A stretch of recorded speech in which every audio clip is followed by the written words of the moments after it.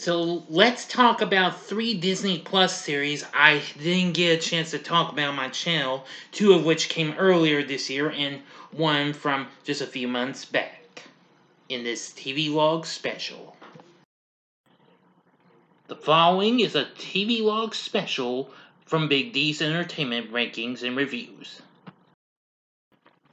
Greetings, my fellow YouTubers. Welcome to a Tvlog special. This, of course, is Big D's Entertainment Rankings and Reviews, and my name is Dual, better known to you as the Big D. So, this is going to be a special TV law, as I mentioned, where I'm going to talk about 3 shows I failed to talk about. I had intended to do videos from, so I humbly apologize if I put 3 TV series in one vid. I trust you'll understand. I just want to try to make up for lost time, so... Anyway, well, since their debuts on Disney Plus earlier this year, well, 2 of them anyway, and 1 just from a few months back this summer, I'm going to be talking about 3 shows that I've really come to enjoy. So if you're ready, let's get started. The first show I'm going to talk about is The Falcon and the Winter Soldier. So this series premiered earlier this year. It premiered in March of 19.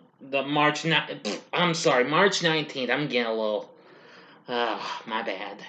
Anyway, now this was the second Marvel Studios series to come exclusively to Disney Plus, aside from WandaVision. However, unfortunately, it was just considered to be a mini-series. Series only had 6 episodes produced and aired, so I guess I can understand that. The show starts Sebastian Stan and Anthony Mackie reprising their roles from previous Marvel films as Bucky Barnes, aka the Winter Soldier, and Sam Wilson, aka the Falcon. It also includes appearances from Wyatt Russell, Aaron Kellyman, Danny Ramirez, George, or how the heck you say, Horace St. Pierre, and Apera Odio, Don Cheadle, who played Rhodey Rhodes, aka the War Machine, starting with Iron Man 2 from here on out, Daniel Bruhl, Emily Van Camp, and even Julia Louis-Dreyfus.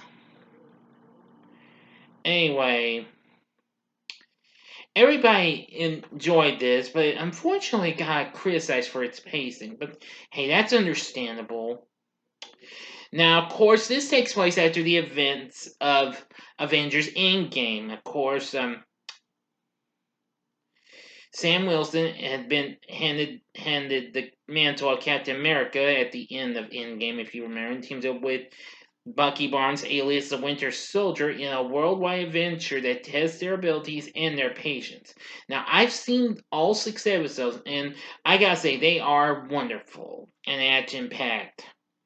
Now, to my surprise, though, they brought in someone to become a new Captain America, but let me tell you something, he was just so violent and what have you.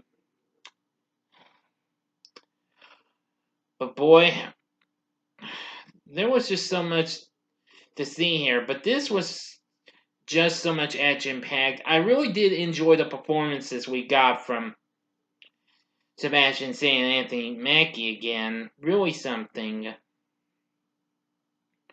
So anyway, I think this show was so good. If you've not seen The Falcon and the Winter Soldier, this is one I would definitely recommend.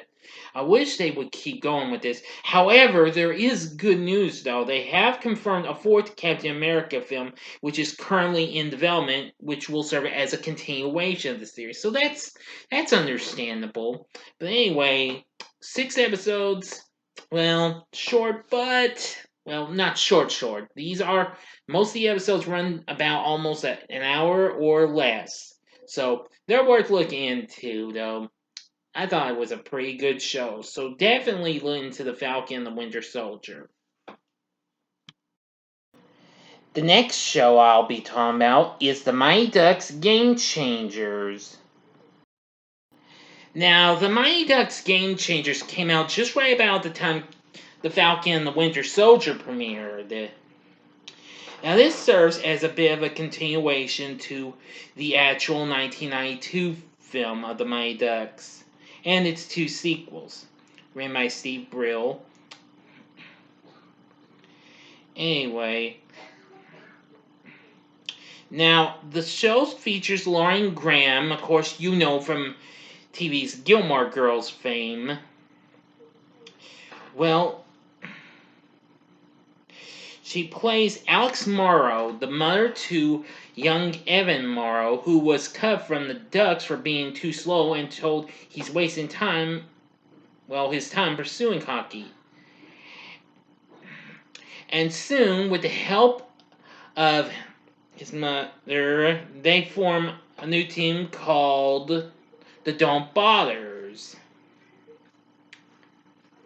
And a new team of underdogs with the help of the original Ducks coach Gordon Bombay, who is once again played by Emilio Estevez, who has since become the despondent owner of a low-level ice rink. Now, from what I've seen of this show, I'm really impressed with the cast. Lauren Graham and Emilio Estevez especially. Brady New as Evan, Alex's son, absolutely really good. Maxwell Simpkins, who plays Nick, Evan's best friend, who helps start the Don't Bothers, really something. Let's see here. There's Swayam Bhatia, I'm sorry if I mispronounce these, as Sophie, another friend of, not another friend, a friend of Evans who is a talented hockey player with an accurate shot who leaves the Ducks to join the Don't Bothers. Yeah, and let's see. Luke Islam as Coob, the goalie of the Don't Bothers, really something. Let's see, and Belen Higginbottom, or how you pronounce that, as Lauren, who is into cosplay. Really do love this one. Apparently, she's learned a few moves from former Duck Connie Moreau, who I'll talk about a little surprise for her. So this will be a slight spoiler. If you didn't watch the series, then please forgive me for the spoiler. Let's see. Tatum Burns is Maya, another Don't Bothers member. Kiefer O'Reilly plays Logan. Yeah, and Dejan Watts as Sam. Yeah, they're all there. We get lots of others as well, including the coach of the Mighty Ducks, named Coach T, is played by Dylan Playfair, who most of y'all knew him best as Gaston's son Gil from the Disney's Descendants franchise. And there would be some others, but to my surprise, we get a big surprise happening in hang on just a second. Let me see. When was this?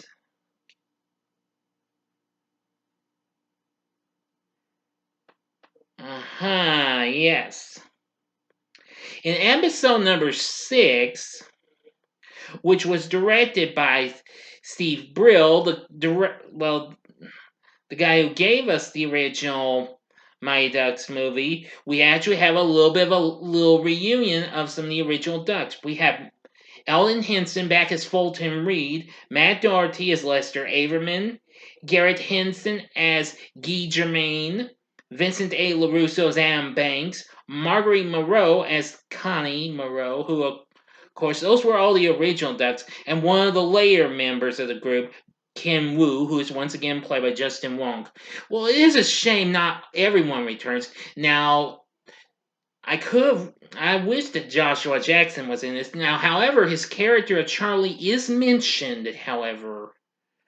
So that makes up for that. But anyway, 10 episodes were shown, and I gotta say, this was so awesome with stuff like that. I actually kind of compared this to Cobra Kai in ways.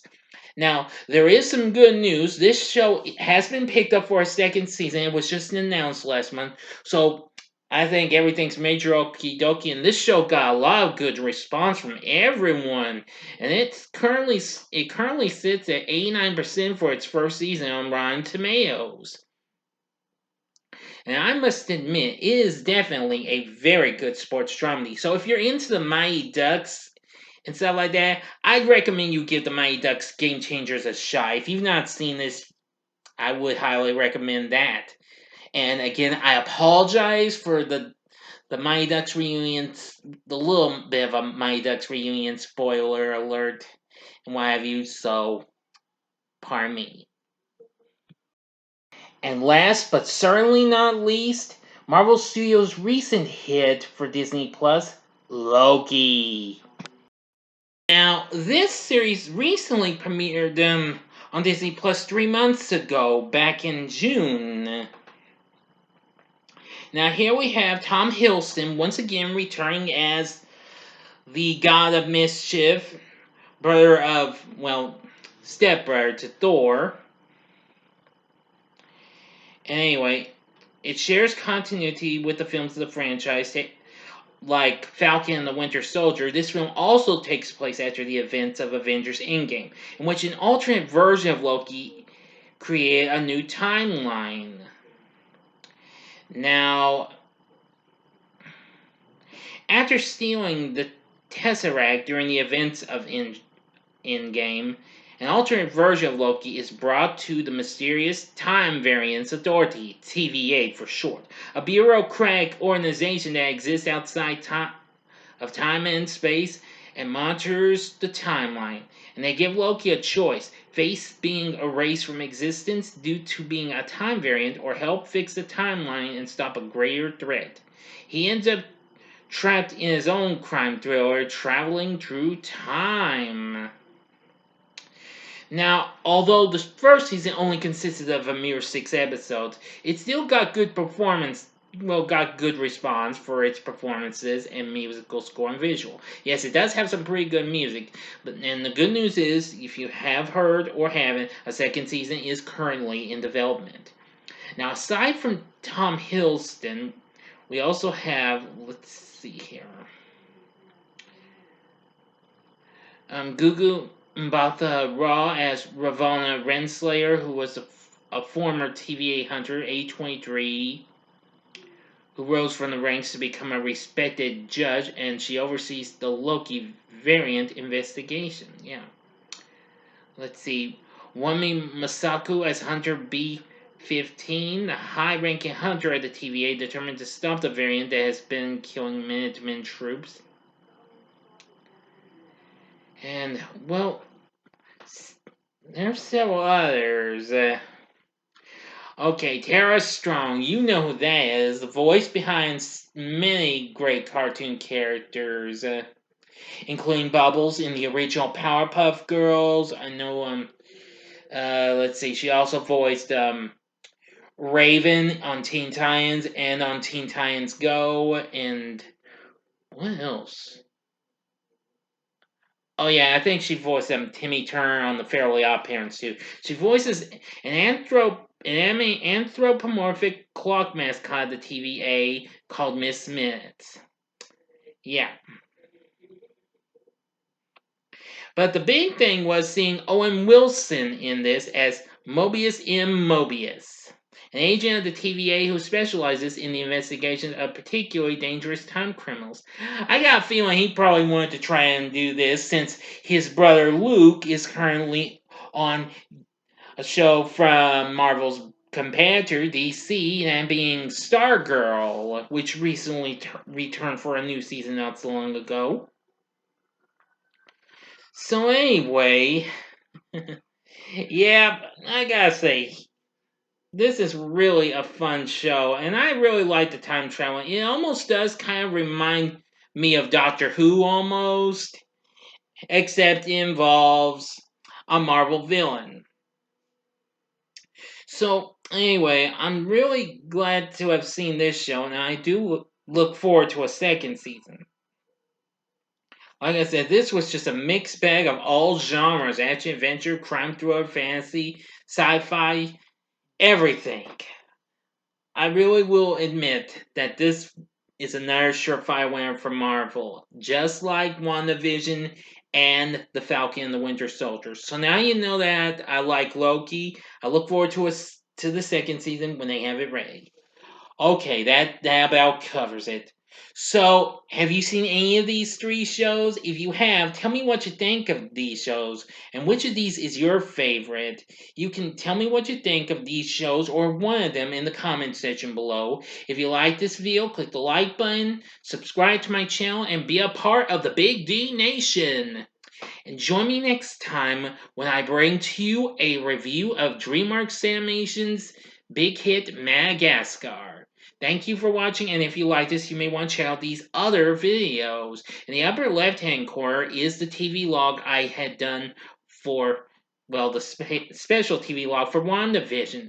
The upper right-hand corner is the TV log special I did for another Disney Plus series, which unfortunately has been delayed until possibly next year, and that's the Star Wars series The Mandalorian. Or go to the bottom left hand corner and see my spoiler free review of Marvel Studios' newest flick that has already done well at the box office, Shang-Chi and the Legend of the Ten Rings. And the bottom right hand corner is the button you can click to subscribe if you like rankings and reviews on movies, TV, music, video games, etc. Then I'm your guy. Thank you for watching. Until next time, I'm the Big D saying, see ya.